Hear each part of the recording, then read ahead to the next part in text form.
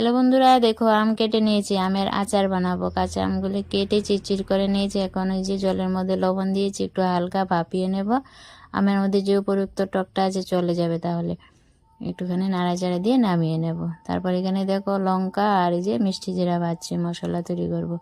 লঙ্কাগুলি chilli flakes তৈরি করব। আর এখানটায় দেখো ভাজা হয়ে গেছে, তুলে নিলাম। তারপর কড়াই বসাই দিলাম, কড়াইতে দিয়ে দিলাম চিনিতে অল্প জল দিয়ে একটা শিরা তৈরি করব। তারপর এখানে আমার দেখো চিলি ফ্লেক্স তৈরি হয়েছে আর মিষ্টি জিরাটাও গুঁড়ো করে নিয়েছি। তারপর দেখো চিনি শিরার মধ্যে আমগুলি দিয়ে আলতোভাবে একটু নেড়ে দিচ্ছি।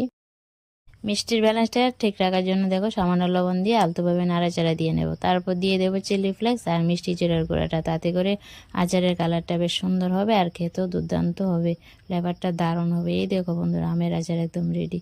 কাঁচা আমের আচার খেতে কার না ভালো লাগে, জাস্ট লোভনীয়, কথা হবে না।